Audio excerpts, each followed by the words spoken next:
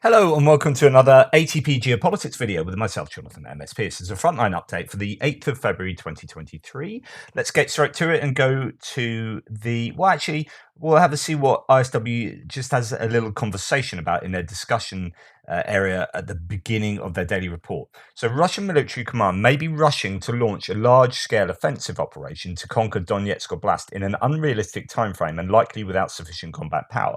The Russian nationalist information space is continuing to express worry over Russia's inability to sustain a rapid and multi-pronged decisive offensive operation on a deadline. A couple of things that are really important to note here: that if you're going to set a deadline, an arbitrary deadline, so we want to do this because it's the first anniversary, we want to do this because it's this particular date, you are pressuring whoever you're talking about to do things that they might not be ready to do. Now, if you're talking about in a business situation, that might be fine.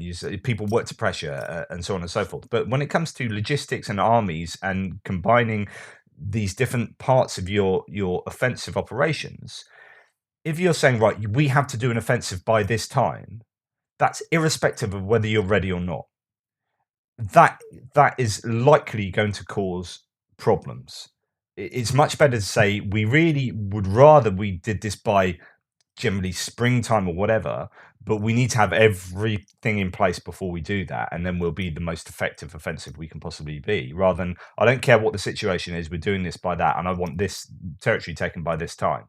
Okay, we better get on, we better rush. Okay, bish bash bosh, they rush into an offensive. Now, there's been also something else that's been mentioned. I think Andrew Perpetua said this, that when you hear things like, so yesterday it was Canada announced that they've got a Leopard 2 tank delivered already to Poland, and you think, well, is this kind of international virtue signaling, or actually is there another reason? So if nations are announcing, so some people question why the West announces all that they're giving all this kit, and there's lots of reasons why they might do that.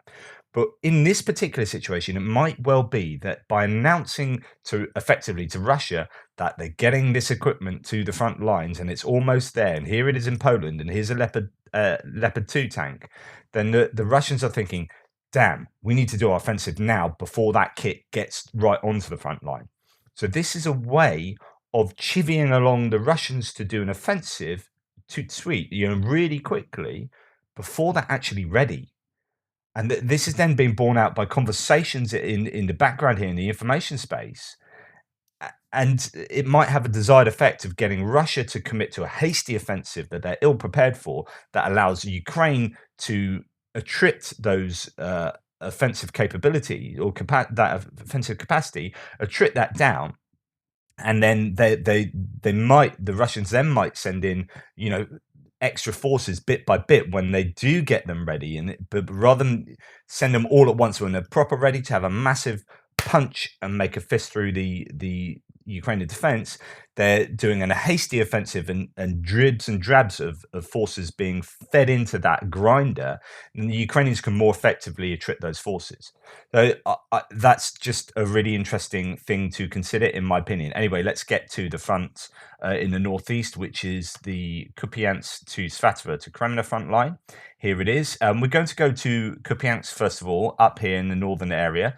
And I'm going to try and do a bit of 3D. I'm not very good at doing the 3D here, but I think it's quite useful to have a look at where the line of defense. I've changed my map. I've been looking a bit at Andrew Perpetua's work he's done, and on his mapping and a video he put out last night, which is well worth looking at. And one of the things he was showing is that the defensive lines for the Ukrainians in this area appear to be along this railway line that goes past Liman Pershi and up to Dvorichna here. And this railway line provides a natural, well, not natural, it's a man-made barrier, but a useful barrier. And in fact, that's where the Ukrainian front line now is, entirely along there. And where the Russians have got to in Dvorichna is to the railway line there. And the Ukrainians are using that as it comes down. So Ukrainians have Khyornikivka, and the Russians have Horobivka, and that railway line separates the two armies. There's a bit of a grey zone there, of course, as there often is, and grey zone further up the north as well. But yeah, that is providing opportunity for the Ukrainians to put a proper defense there. I don't know how big these attacks are. They appear to be, repelled attacks. The other thing that Perpetua was talking about was the fact that, and you hear this from Rebar and lots of Russian sources, is that we've repelled or we've found these Ukrainian recon and sabotage groups behind enemy, in this area or in that area. There are groups that are operating in this area, maybe just small groups of 4, 6 people, and they will go behind the lines with a bunch of mines, and apparently they're mining this area. Now, it might not be a huge amount of mines because these things are quite heavy to carry.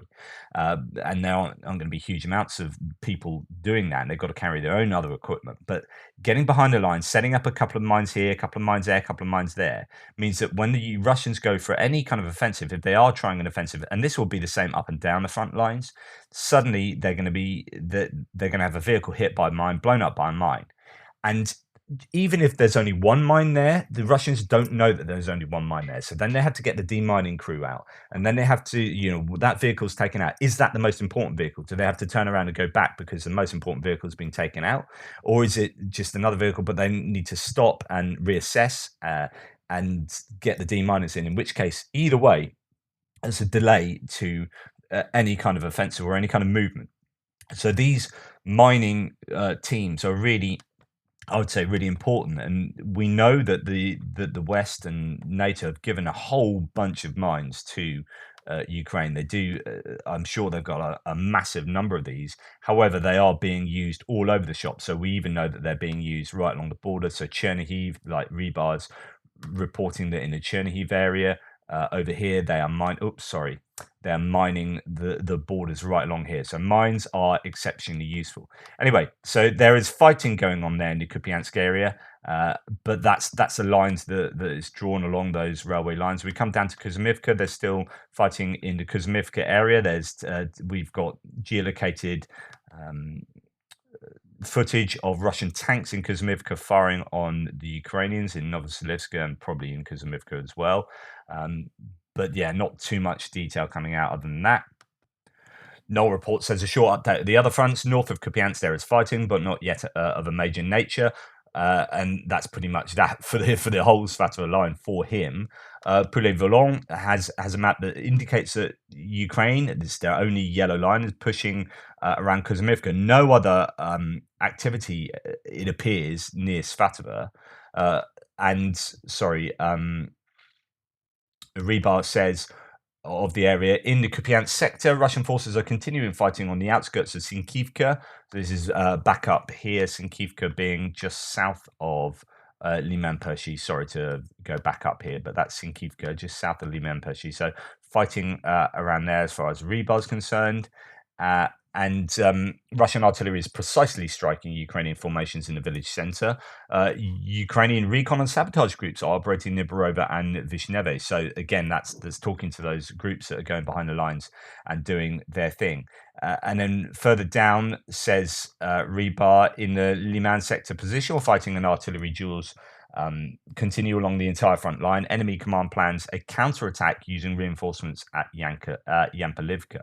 So let's go and have a little look at that just after we look at ISW that says, actually, no, we'll come on to that in a second. So, okay, let's make some sense of that. As we come down past Svatove, not too much to report. Not really a lot to report around Makivka either. Nevsky, but Rebar saying there's a counterattack planned in the Yampalivka area. Russia have made gains in this territory to the north here. The rains it's due to get warmer, and again, when we're talking about rushing through a counter or rushing through an offensive, are Ukraine manipulating Russia to do an early offensive and get caught up in the bad weather of the Rasputitsa, which is the mud season in spring as it all warms up? We shall see. Volant's map talks of these Russian advances north of Kreminna. Over here, but again, this is pretty similar to what we've seen in the last couple of days. I don't know there's a huge amount of other detail coming out there. As you can see, this is relatively little amount of information on that entire front line I just talked about. And it goes on to talk about Bilohorivka, which is just down here. Now, Bilohorivka is super, super important. And it's super important for allowing Siversk to hold, which is super important for giving a buffer zone to Kreminna if you're Russian, or for being able to attack Kreminna if you're Ukrainian. So Siversk is an important place, but it's really well heavily defended. I'm going to talk a little bit about Siversk, and again, a lot of analysis on this from Andrew Perpetua in his video. Bilohorivka is pretty much flattened, but they are holding on here, the Ukrainians.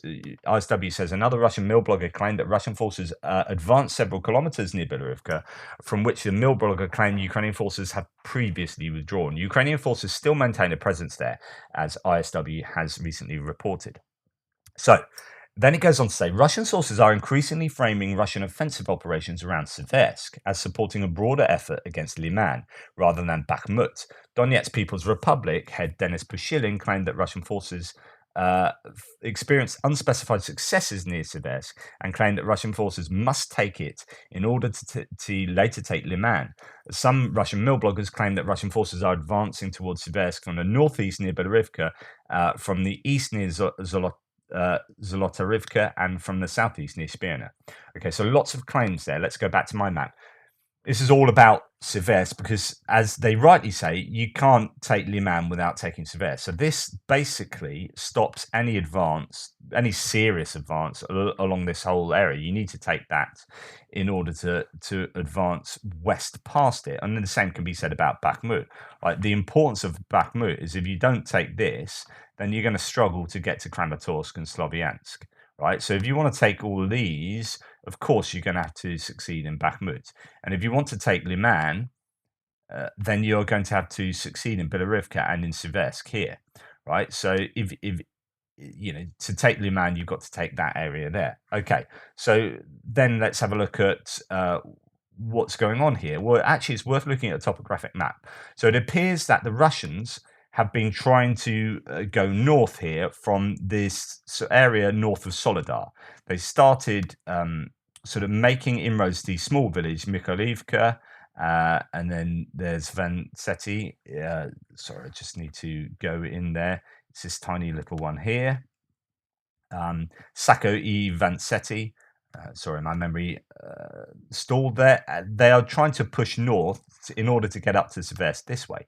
However, that's a little bit more difficult than you might imagine due to the fact that these are really well defended, like peeling away an onion. So they've been arguably trying to do this, maybe to then go up north and try a larger encirclement, because you've got these kind of levels of defense. You've got like that, and then you've got this going all the way to Spirna. So you've got these kind of layers of defense. Do you try and attack from the east rather than from the south? Would that be easier for the Russians? Spirna is a difficult nut to crack. So there's underground tunnels not only associated with this oil refinery in Spirna here, but also associated with the town itself. And these tunnels, both natural and man-made tunnels, allow the Ukrainians to store their ammunition so it can't be hit by artillery. So they have these safe depots, and they can get supply into there, and also to sleep there at night. So they are effectively fairly safe in these tunnels and using them to their advantage. Russia had taken this oil refinery at one stage, but some time ago it's taken back, and it seems like Spirna is being difficult for the Russians to take. They might have more success going from Berestova down here.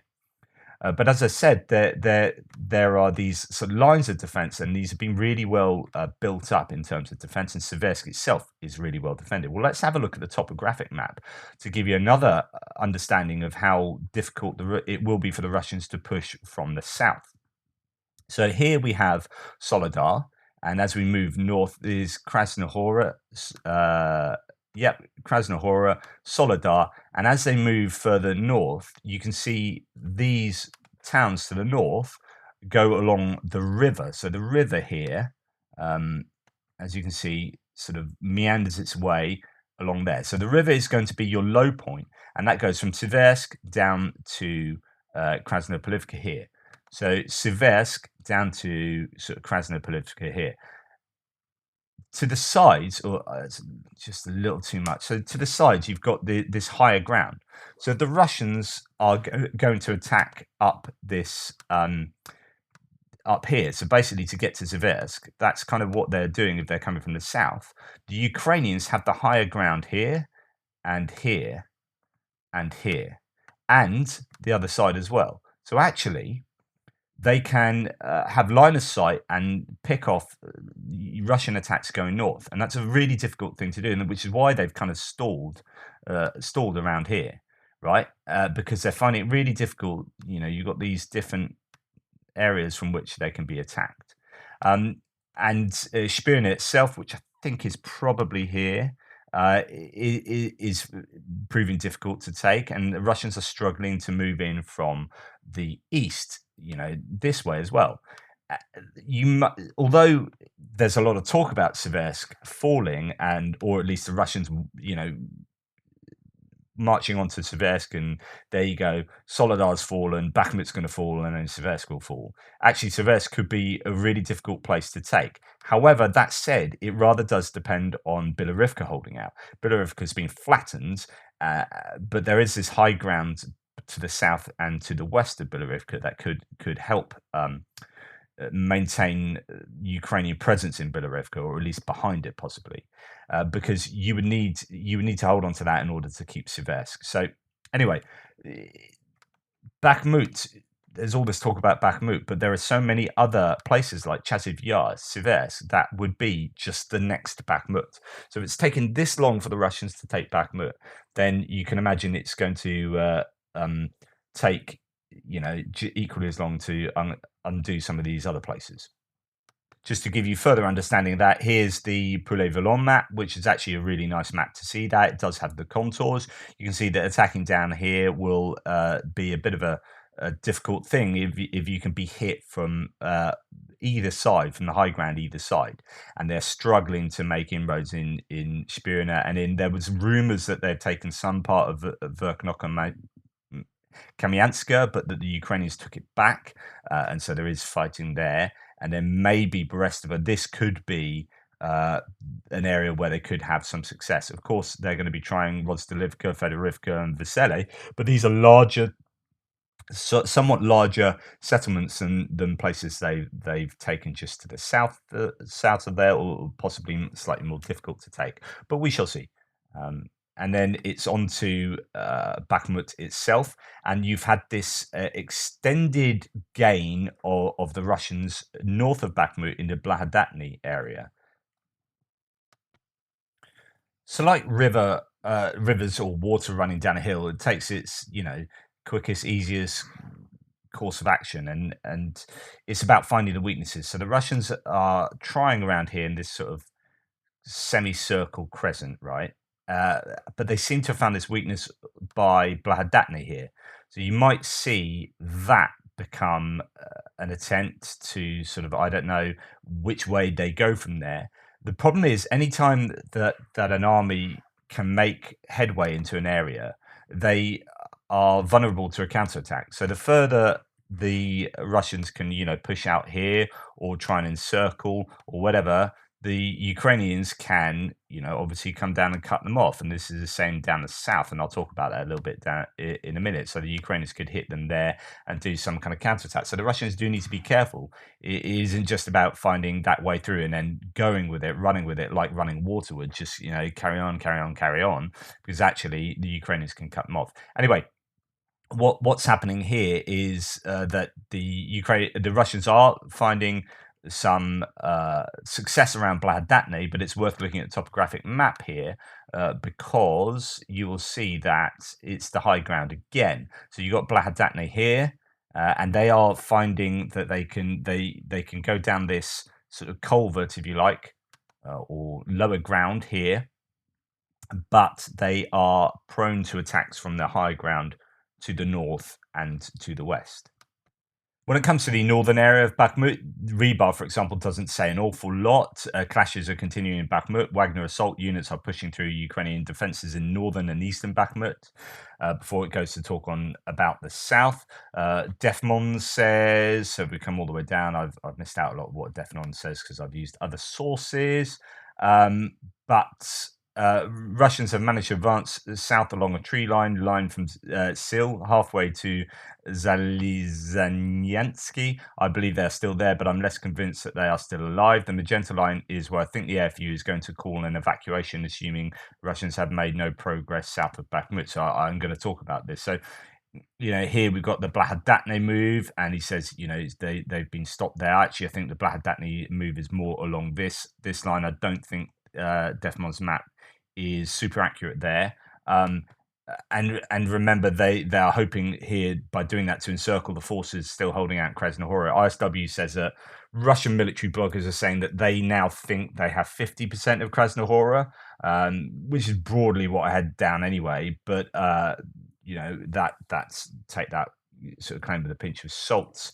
But yeah, as far as back to Defmon, just in terms of the Bakhmut claims. And we'll actually, before I go any further, let's go down to Poulet Volant's map again, and just because it's nice and clear. So the Russians are obviously putting pressure up north here in the Krasnohora area, trying to encircle Krasnohora, but I don't know that there's been too much movement apart from in that Blahadatna area.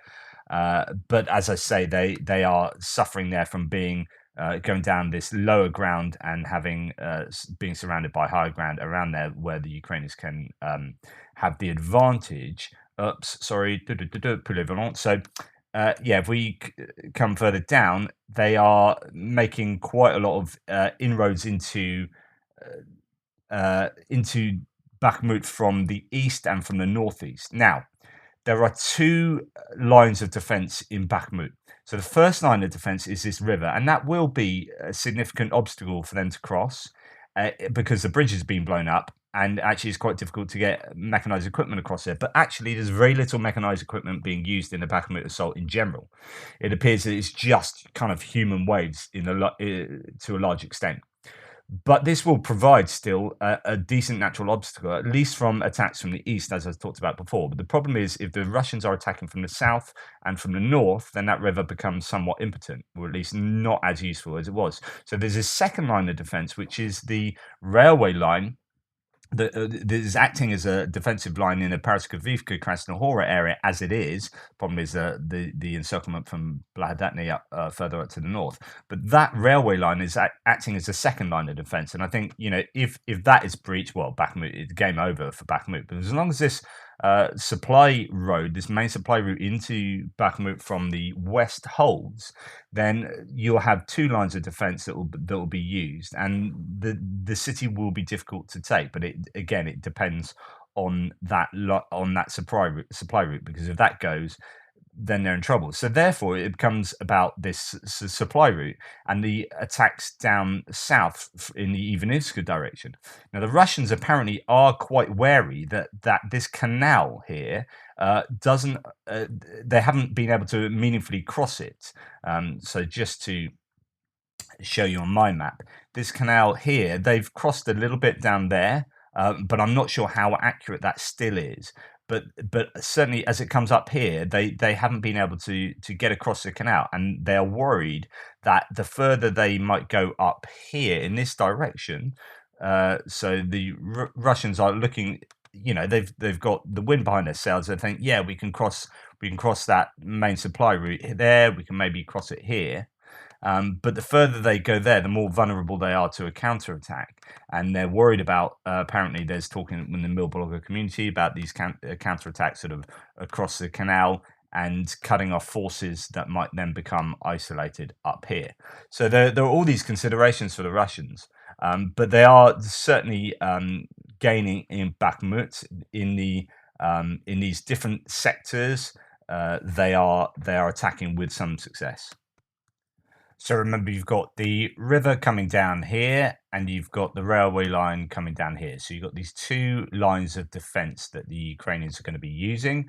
And at the moment, the Russians are really pressuring in the east along, according to Andrew Perpetua again, along three roads in the east, which are these ones. So along here, and along here.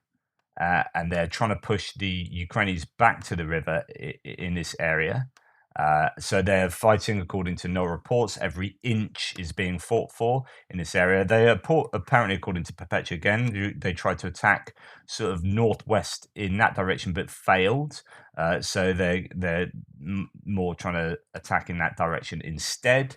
And then down south, it's the same sort of thing going on there, fighting around the cemetery area.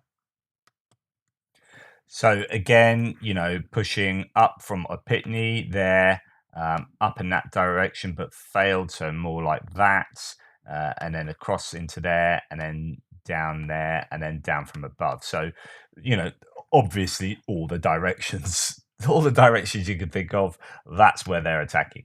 As you can see from this map, and then fighting around Ivanivska as well, and towards that highway.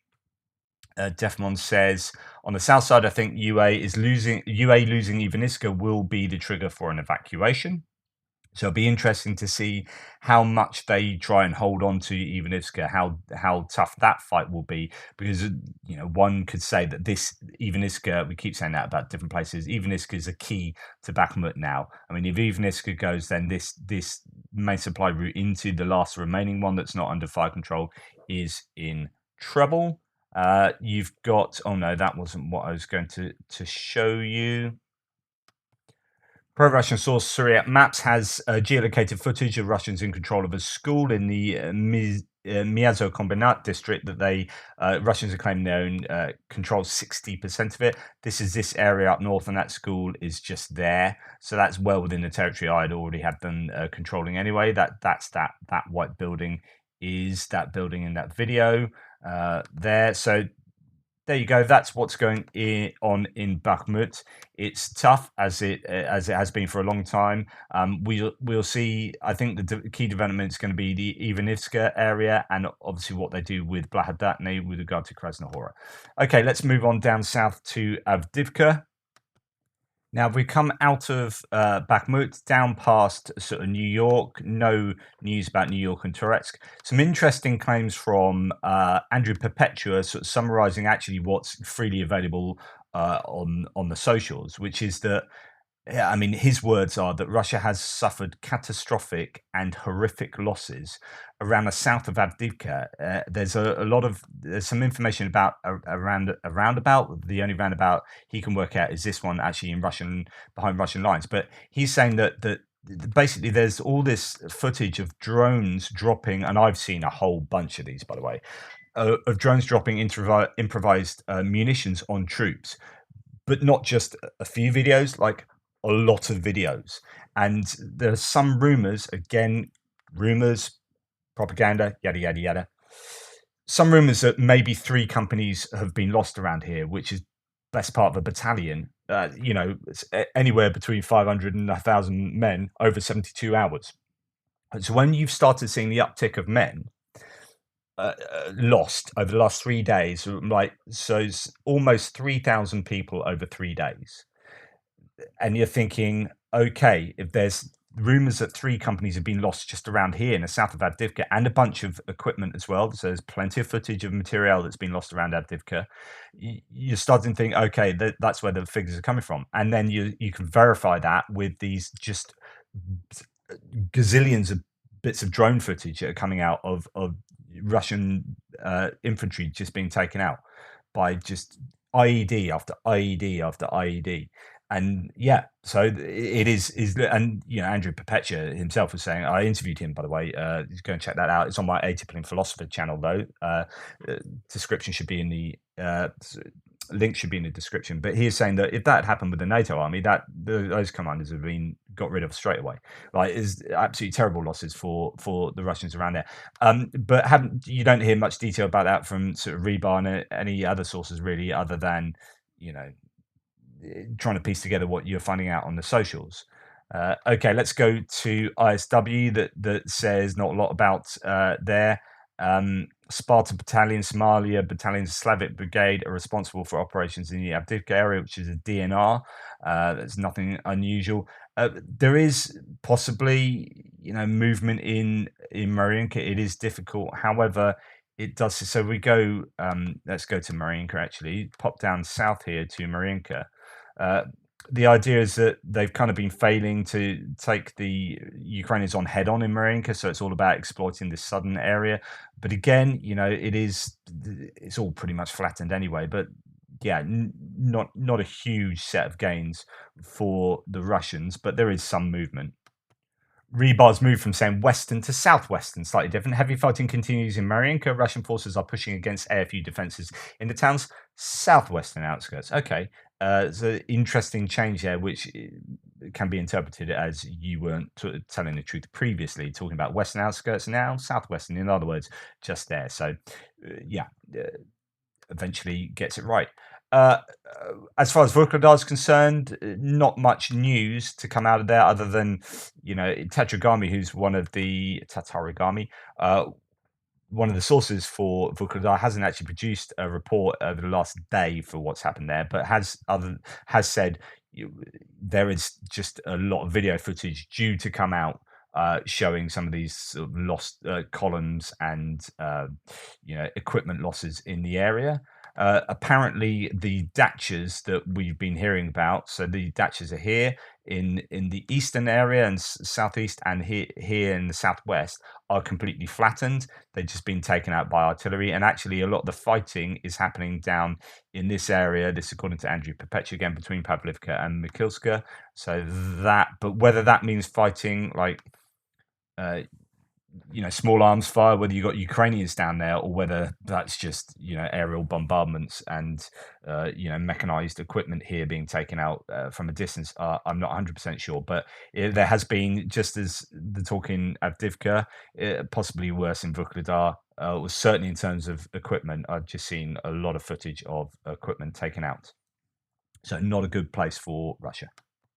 As we come out of here, not a lot to report. Zaporizhia, skirmishes going on in a few places, but nothing too serious. Natalia Humenyuk, the spokesperson for Operational Command South, has said the Ukrainians have destroyed 7 boats of the Russian army in the Dnipro River, which are using to ferry sabotage groups to the right bank of the Dnipro, and they've damaged 2 Grad installations, so 2 sort of multiple launch rocket systems near Leshki, from which the Russian army fired at Kherson. And that's good news for the Ukrainians there. But other than that, not too much to report. The only other thing I wanted to show is explosion in Makivka. It looks like it's a HIMARS hit. Not sure what was hit. Someone says huge explosion here. I don't know how huge that is, what the distance is, or whether that is. Yeah, something's certainly on fire quite a bit. That's Makivka, which was where where you saw the there's Makivka, the big accumulation of troops, 600 troops taken out by HIMARS there. So again, something else hit there by HIMARS, which is to say HIMARS are still operating, doing their thing, even if we don't have, evidence of primary evidence of that every day. Of course, it's behind Russian lines, so the Russians aren't likely to show the successes of these HIMARS. And when you have, certainly in Luhansk, a prohibition on the use of internet, social media for these kind of things, then you're going to see less and less of that activity on the internet. Anyway, that's the end of the Frontline update. Thank you so much. Please like, subscribe, and share. Thanks for all your support. Take care.